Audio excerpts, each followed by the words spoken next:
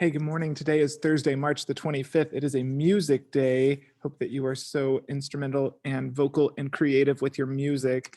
I want to share a very quick comic that was created from National Public Radio. And it was from an interview that they did with a teacher. So it starts off to say, "So I'm kind of a comedian. I'm a fun teacher. I get a lot of energy from a crowd. This has been rough. The kids weren't turning on their cameras, their mics, 40 or so students, but there was just nothing. Little boxes with their names on it. So it had been about 9 weeks of this, and I was mentally, physically, and emotionally broken. I was tired, different type of tired at the end of the day. I can see that in her face. I went to Chick-fil-A with another teacher, and we just cried in the parking lot. Teachers do that sometimes. So I broke down in front of the kids, these sixth graders I'd never met. Some of them, I'd never even heard their voice. And I said, you know, y'all, it feels like I'm teaching in an aquarium. It's like you can look at the fish, you can talk to them, but they're just going to do what they do. Whatevs, said the fish.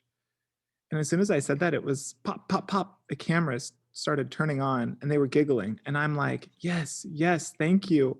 I didn't know what you looked like. Did you have glasses? Did you have glasses or purple hair? So I started thinking of other ways to engage the kids. I had them start sharing their screens, and that changed everything. By the end of the next class, everyone was talking and sharing their screens. It was so really it was me modeling that vulnerability that I usually don't have to do when we're face to face. And now there are days where I hear from every student more than once. That is success to me. The end. So I thought that comic was kind of cool because it shows vulnerability and it shows how, as a staff, we really want to engage and build relationships with all of you. And that comes from you managing your Zoom screens, giving us all that feedback, engaging, taking part in those lessons. We love that. So we want to continue to encourage you to do that.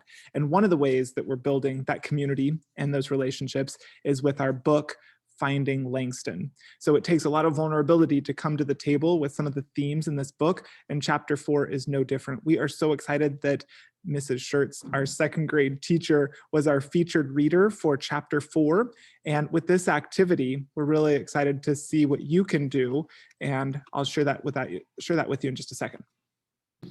So with this book in chapter 4 that starts on page 17, our character Langston finds a very special place. It's a library, and he calls it a house for books. I love that part. And on page 21, if you can just look really quickly ahead, there's the first thing that he read as he was able to pull off a book. He read this poem. It says, "I pick up my life and take it with me, and I put it down in Chicago, Detroit, Buffalo, Scranton." So it's showing how this author of the poem moved a lot, and that's connecting to Langston. So he's not feeling quite as alone. He's feeling like he can maybe pick up his life and take it with him and put it back down again. So kind of a cool concept. So the activity today is asking you about libraries, what it's like for you to find a new library, to explore a library, how much you love them. And so we wanted to share a little bit from one of our building librarians. This is from Bergman. So take a look here at Mrs. Doyen.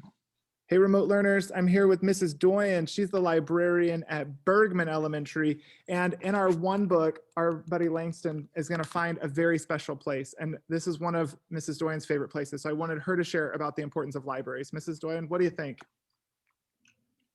Going to the library is someplace special. You know, there will never be enough time to see all the movies or to read all the books or to go to all the places in the world we'd like to see. But by just simply visiting your library, you can access technology to actually see and visit places. You could Zoom like we're doing now to find out about things. But libraries, like Abraham Lincoln, he had no money. And he walked to his neighbors and read his entire library and became not only a lawyer, but the president of the United States. Benjamin Franklin, when we began our world over here in America, he said one of the number one things we need to do is have libraries. So he and a man named Carnegie got together and they made libraries because an educated man is an inspired man who can think and do things for themselves. You don't have to have money or an education.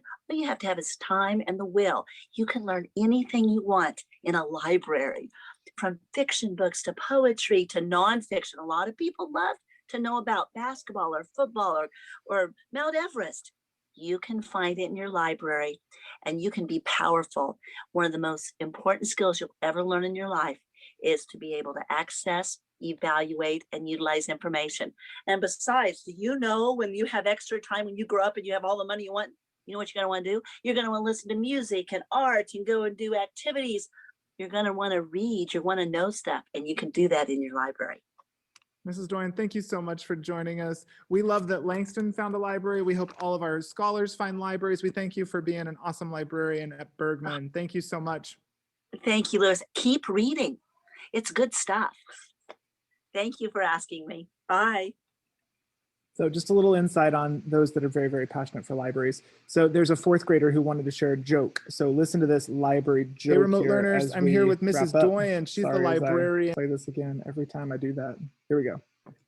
What did the librarian say to the cat? You need So what did the librarian say to the cat? That's your question. And then here's the answer. to whisper. Stay brave, creative, and strong, my friends. Have a great day learning.